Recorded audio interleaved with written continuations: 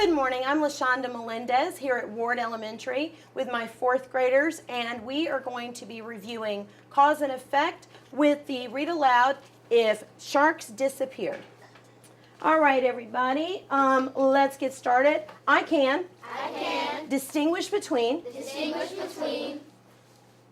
cause and effect relationships. All right. So today we're going to distinguish between some cause and effect relationships with this book, If Sharks Disappeared by Lily Williams. And this book is actually really good for a lot of other review skills. You're going to see some fact and opinion in here, and we're going to talk about a little tiny bit later on about some author's purpose. But our main goal right now is cause and effect. So as I'm reading, there are going to be some things that we're going to focus on. If you'll look at the anchor chart over here, this cause and effect question strategy is a great way to help us distinguish between cause and effect. Who can read us the first step in distinguishing between cause and effect? Amaya? Find an important event. And I've sticky noted some important events that we're going to stop and talk about. What's the second thing that we should do?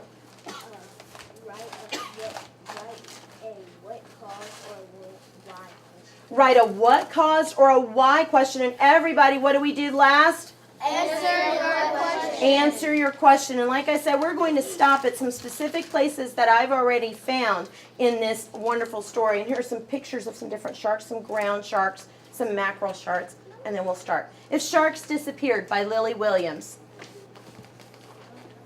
This is a healthy ocean. It's balanced. It's a balanced environment where many different animals and plants thrive. The ocean is home to a lot of creatures, big, small, slimy, cute, and scary. I think I found some opinion words. Sharks have helped our oceans keep our oceans balanced for about 450 million years. Over that time, they evolved into more than 400 different species that exist today. Who knows what this text feature is? What is this text feature that shows different years and different times? This is a timeline. Good, I'm glad some people are agreeing with that. Sharks are apex predators, which means they are at the top of the food chain in their ecosystem, the ocean. Losing an apex predator species can cause devastating effects in the environment. Who thinks they know what a devastating effect means? What does it mean that it's devastating? Would that be a good thing or a bad thing? Bad thing. Yeah, that would be a bad thing. Today, roughly between 1/4 and 1/3 of shark species are vulnerable to extinction because of overfishing. What could happen if this continues and sharks disappear altogether? This is a good place for me to stop. I found an important event, and I'm going to read this again, okay? Today, roughly between 1/4 and 1/3 of shark species are vulnerable to extinction because of overfishing. I wrote a I wrote a why question. In blue, I wrote, why are some shark species in danger of extinction? Think about what I just read for a moment, and I'll reread it. Today, roughly between 1/4 and 1/3 of shark species are vulnerable to extinction because of overfishing. Turn and talk to your neighbor and think of why some shark species are in danger of extinction. Let's bring our discussion to a close. On your think sheet, we're going to divide our think sheet into thirds. So draw a line about 1/3 of the way down, Now, I want you to write what you think is the reason. I want you to write what you think based on what I read. Today, roughly between 1/4 and 1/3 of shark species are vulnerable to extinction because of overfishing. Why are some shark species in danger of extinction? All right, looks like everybody's almost done writing the reason. I'll share, and let's see if you agree with me. I wrote, some sharks are endangered because of overfishing. How many people agreed with that reason? Would you please put this answer, because that's the third part of it, where you use those magnets and put that answer right underneath that blue question.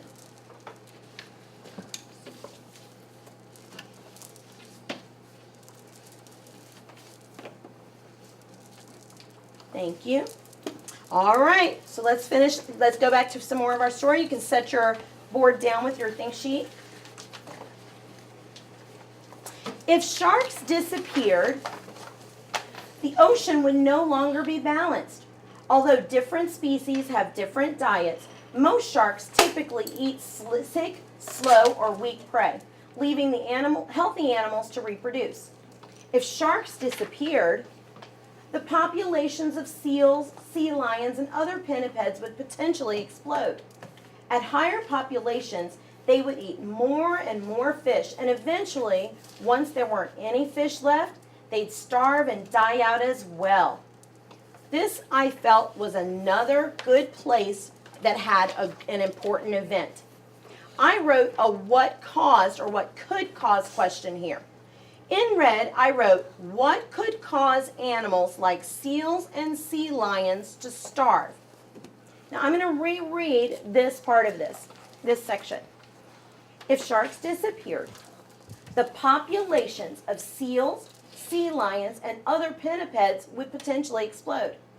At higher populations, they would eat more and more fish, and eventually, once there weren't any fish left, they'd starve and die out as well.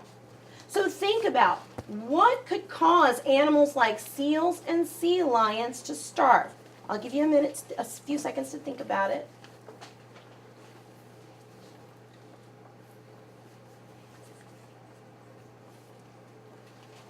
I see some of you have already started jotting down what you think is the reason. Could you go ahead and jot it down? And if anybody needs me to reread that section, just let me know.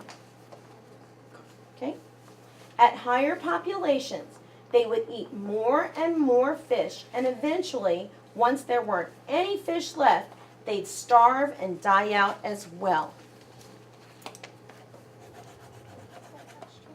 The question again is, what could cause animals like seals and sea lions to starve? Do the sharks eat all the fish?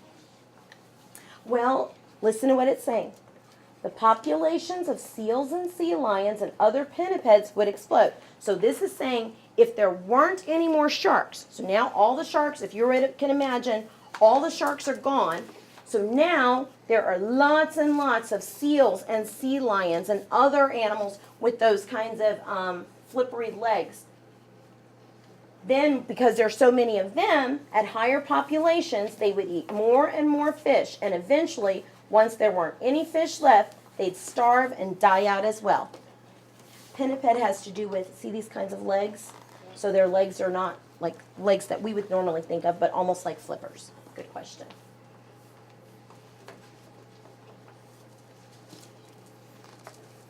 All right, give me thumbs up when you have your reason that you wrote. That looks like almost everybody. We have somebody who's finishing up. Okay, so when I asked what could cause animals like seals and sea lions to starve, the answer that I came up with based on the text was when there are too many pinnipeds, those are things like seals and sea lions, they eat too many fish and starve to death. So if you have that they're going to eat too many of the fish and that's what causes them to starve, that would be a good reason based on the text. They eat all the fish. That would be that's a good reason. That's a good cause of it. Because they ate too many fish, they're going to starve to death. Thank you. All right. Got it? It's okay if it's not perfect. Okay. If fish and pinnipeds disappeared, we're going to set ours down, and we're just going to go some more and see what other important events we can come up with. If fish and pinnipeds disappeared, plankton, which is what many fish that are lower on the food chain eat, could quickly grow out of control. That could make the ocean a thick sludge. Nothing could survive in this water. If the ocean became unlivable, many species of land animals that rely on the ocean for food, such as seabirds and polar bears, could starve and die out. Now, this is another place that I thought was an important event. This time, you're going to try to write a question.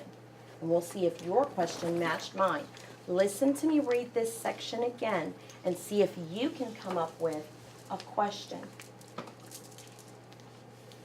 If the ocean became unlivable, many species of land animals that rely on the ocean for food, such as seabirds and polar bears, could starve and die out. Let's see if you can come up with a good what caused or why question.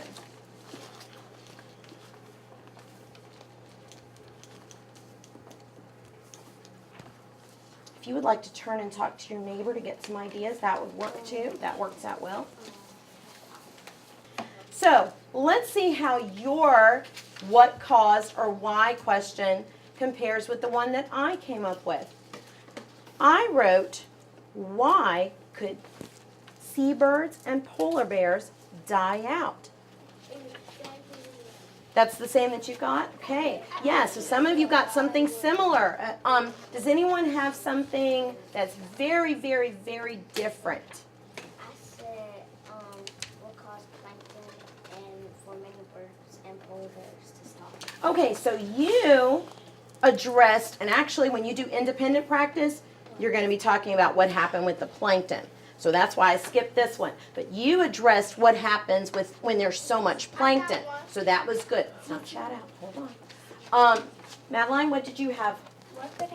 What would happen to the animals in the ocean, and what would happen to the animals that ate out of the ocean? Oh, okay. So yours is actually not so different than mine. You address the animals in the ocean, but you also address those animals that are not in the ocean.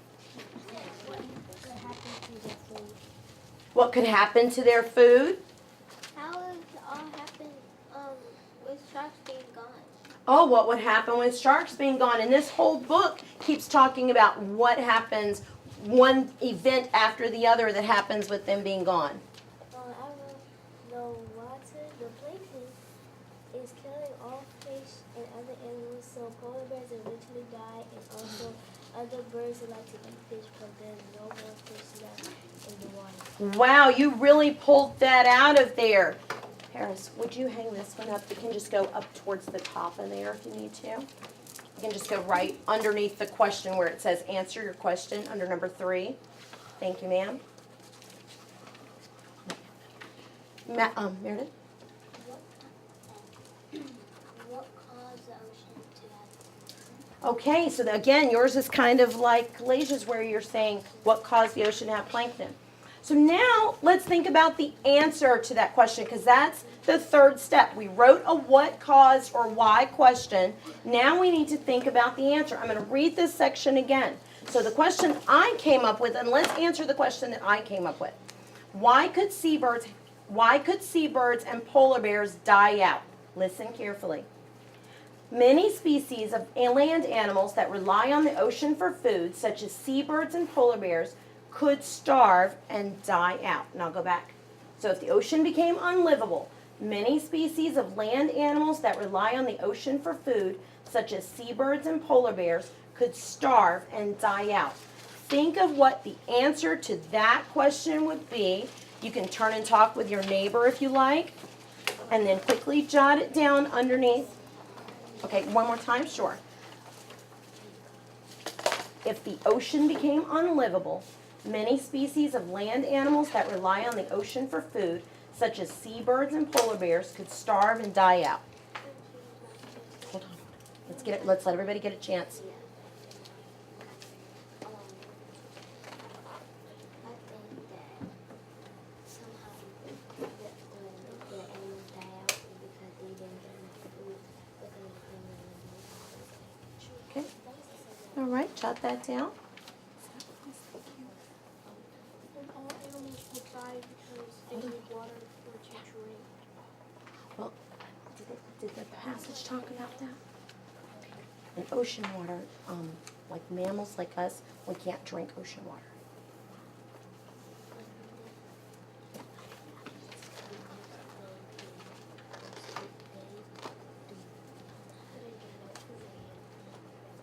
Okay. Good.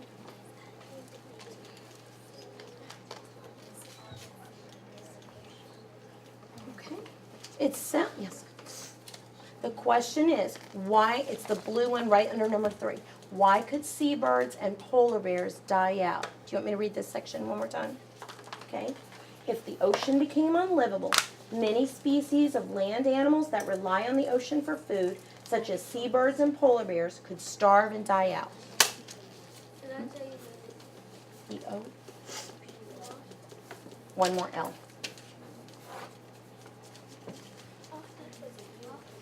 It is. P-O-L-L-U-T-E-D. All right. It looks like everybody's finished writing theirs down. Would you like to share your answer to that question, since that's the third step in this strategy? I said because it is a lot of plankton in the sea. All right. And so what did that plankton do? It made the sea all gooey. Made the sea all gooey, and then what happened? And then all the animals couldn't eat in it.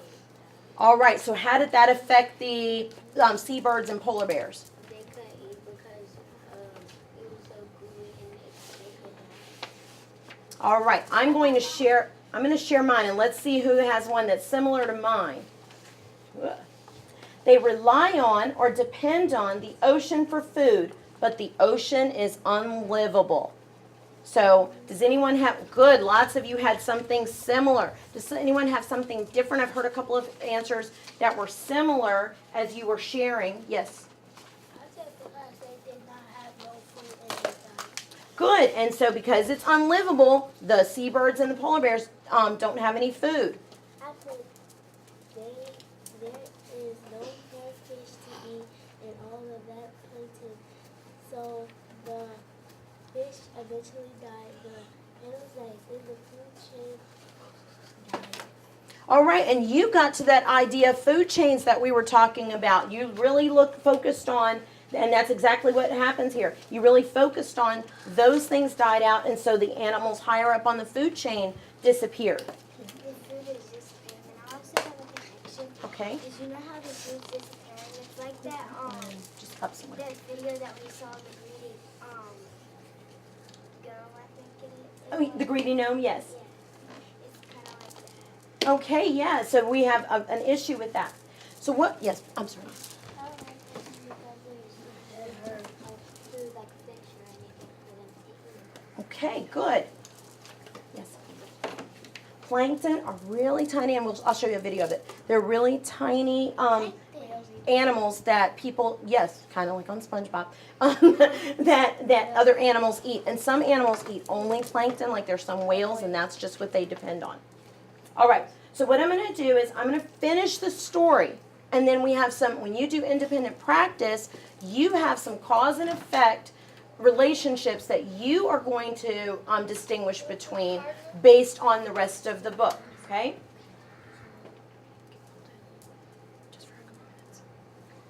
The loss of those animals could cause still more species farther inland to die out. This pattern of cause and effect, called a trophic cascade, could spread like a wave across countries and continents until animals around the globe were affected, from bees to birds to bears, and eventually us. All species depend on one another to survive by keeping our planet's ecosystems in balance. And luckily, today, sharks still exist. Thank you for joining us at Ward Elementary today to review cause and effect. Go!